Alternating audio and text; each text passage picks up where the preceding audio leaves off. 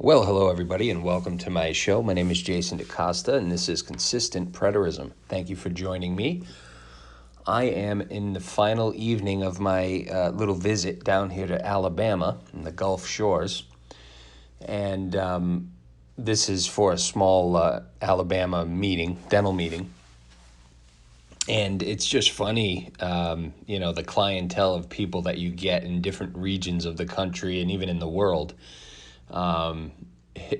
These guys down here, these dentists, men and women, mostly men though, is who I refer to when I say this, but I call them good old boys because they are just typical Christian Southern Bible Belt good old boys. They tuck themselves in, they got their khaki shorts and button down shirts, and they tuck themselves in, and they they talk with a little twang, and they love to go fishing, and they love their Bibles, and they love going to church on Sunday morning, and they're just good old boys, and they're basically just cruising on their way to heaven. They don't like change. They don't really like to, modernize as much as other regions, although this was a good meeting for us, surprisingly.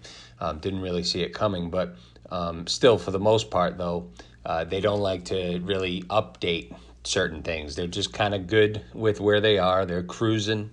They know they got that eternal promise kept up for them in heaven, and they're just good old boys.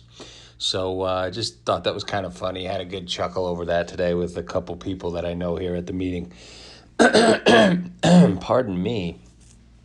Anyways, tonight, I should say, I'm probably going to share this in the morning, but anyways, tonight I'm going to be looking at Romans 1 again. Now, I know if you tuned into the last audio that I shared, it was on Romans 1, and I showed how everything that Paul says in that discourse there in Romans 1 actually lines up with Acts chapter 7, with what Stephen says there. But you notice that Stephen in Acts 7 says exactly who he's speaking of. Clearly, Moses, Abraham, and the fathers, and all Israel's history.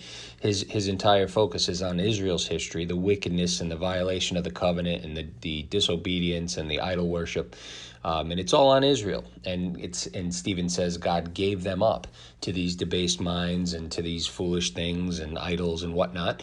Pardon me, and that's exactly what we find Paul saying in Romans 1 when he's speaking of since the creation of the covenant world, God revealed himself to them, he showed them things, he manifested himself to them, he gave them the glorious revelation, and yet they still turned on him, so they are without excuse.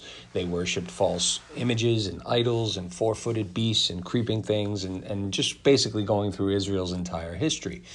Damn, I got something in my throat here, but tonight, I'm going to look at Romans 1 again, the same exact portion. We're going to breeze through it, and then at the very end, I'm going to show you something that's going to really kind of, I know for me it did. It kind of blew my mind and made me think like, wow, this has been there all along. And I didn't notice it because I was so, concerned with inserting myself into this portion here. Because again, everybody in the world, unless you're Israel only, or atheist, whatever, but I'm assuming the Christian world, they all believe that Romans chapter 1, verse 18 to 32 is all about mankind, as in the universe. Every single solitary person on planet Earth, the Christian believes, Paul speaks of here in Romans 1, 18 to 32. Let me repeat.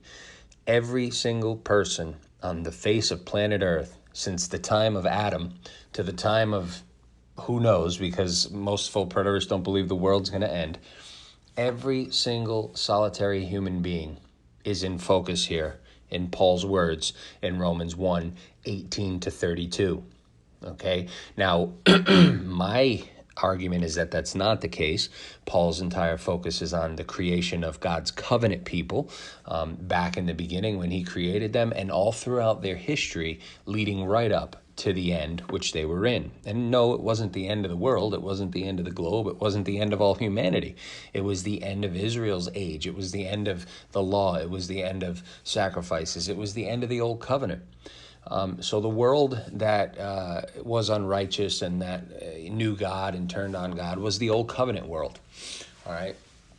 And that's evident from the entire story. But what I'm going to do is I'm going to start in verse 18 again. I'm going to read through this quickly, and I just want you to pay attention to the words them, okay, or their. So the focus of this portion is a certain group of people.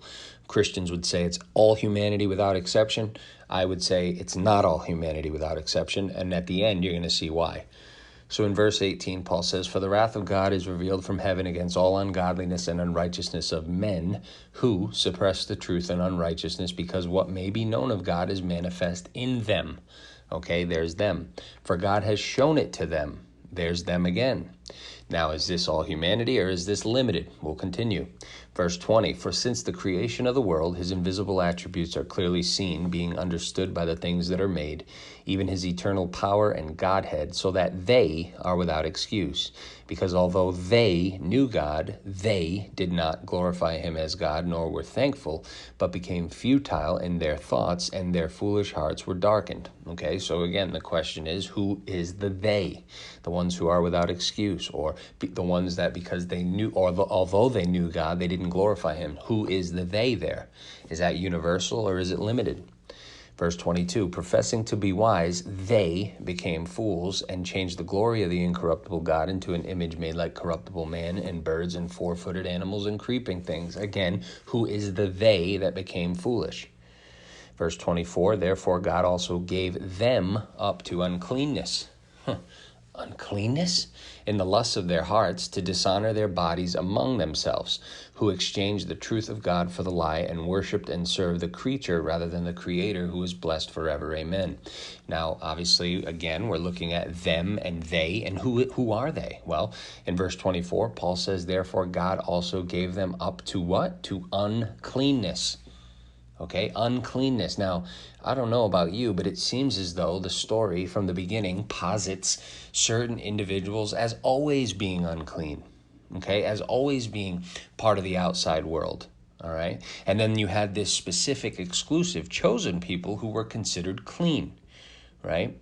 So if in verse 24, these people that Paul is speaking of, he says, "Therefore God also gave them up to uncleanness," then how does that work, right? I mean, weren't the pagans always unclean? When did God decide to give the pagans up, or in other words, let them become unclean? It just doesn't seem to make sense. What makes more sense is if these ones were clean, and because of their hardness and their hearts and their wickedness, God gave them up to uncleanness. Okay, that's what makes more sense. But let's continue in verse 26.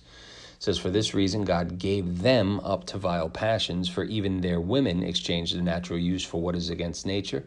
Likewise also the men, leaving the natural use of the woman, burned in their lust for one another, men with women committing what is shameful and receiving in themselves the penalty of their error which was due." Again, who is the they and the there here? Is it all humanity or is it limited? Okay, verse 28. "And even as they did not like to retain God in their knowledge, God gave them over to a debased mind to do those things which are not fitting, being filled with all unrighteousness, sexual immorality, wickedness, covetousness, maliciousness, full of envy, murder, strife, deceit, evil-mindedness. They are whisperers, backbiters, haters of God, violent, proud, boasters, inventors of evil things, disobedient to parents, undiscerning, untrustworthy, unloving, unforgiving, and unmerciful."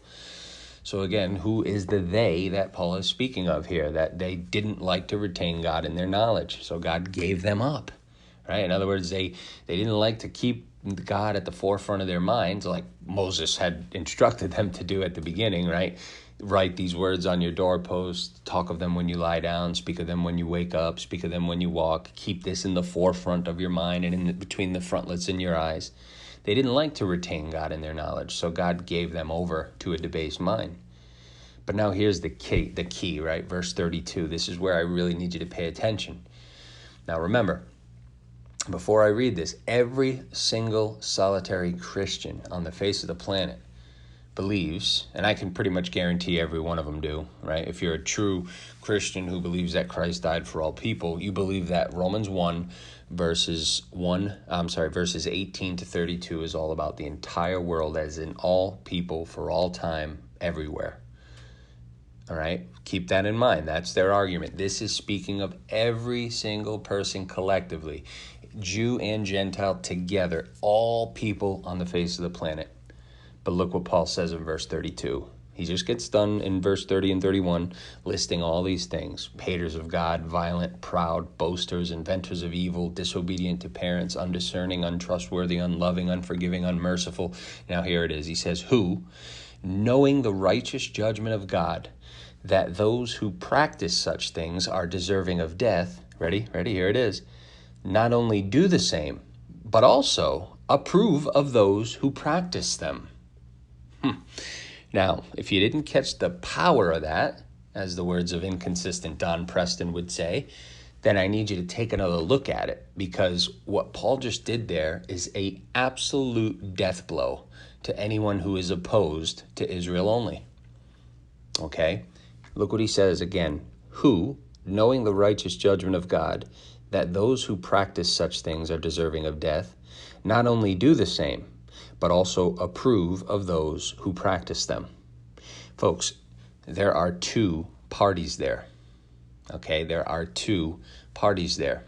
He lists the wicked deeds and acts. He says that these people know the righteous judgments of God. And even though they know it, not only do they do the same things, okay, as those who practice them, but they also approve of those who practice them. So, in other words, you have this group that Paul is speaking of, the them that he's going through and speaking of, this particular group in this particular section that Paul is speaking of here. They know the righteous judgments of God, and they know that those who practice such things deserve death. And not only do they do those things, but they also approve of those who practice them. So do you see how this group of people that Paul is speaking to is separate from those who practice these wicked deeds, right? I really want you to pick up on this. If you haven't picked up on it already, I'm trying to explain it in a way that's easy and you understand. And I'm sure many of you are already there. You get it. But there are probably some who are scratching their head like, what is he talking about? But I'm going to read it again, okay? Who, knowing the righteous judgment of God, that those who practice such things are deserving of death, not only do the same, but also approve of those who practice those things. So you have this group that Paul is speaking of that does these deeds, and Paul says this same group also approves of those who practice them. Okay, now that's an ironclad dagger right to the throat of regular traditional Christianity that says this portion is about all humanity. Because again, Paul is speaking of a particular group, and he's comparing them to those who practice these wicked deeds. He's saying this particular group that shouldn't be doing this because they know the righteous judgments of God, they're actually doing it, and they're approving of those who practice these things. Right? I trust you see the point. I trust you see how that is a death blow, and that shows without any doubt that Paul's focus in Romans 1, verses 18 to 32, is on a particular people, a limited context, who should have known, who was without excuse, who didn't like to retain God in their knowledge, who became futile, okay, who chose not to accept or recognize what God was showing them and manifesting to them. And so they were without excuse. That's what the whole point of Paul's discourse is. And it leads right into chapter 2, where he speaks of the soon-to-come day when God would judge each one according to works and reward them, some with eternal life and some with, shame and contempt. And, of course, that matches what Jesus said in Matthew 16, 27 and 28, where he said, some standing here will not die until they see the Son of Man coming in his kingdom to reward each one according to works. So Jesus puts that rewarding according to works in that generation and before some standing there died. That's when it would take place, and that's why they, not us, were in the last days. Anyways, folks, that's all I got for you today. I hope you have a wonderful weekend, assuming I share this Saturday morning. And the plan is to record my interview with Derek on Myth Vision podcast tomorrow, Sunday. So hopefully that goes as planned, and that will be shared in the near future. Anyways, I hope you all have a wonderful day, everybody. We'll be back another day, another time, another place, and another rhyme. Take care, everybody. Bye-bye.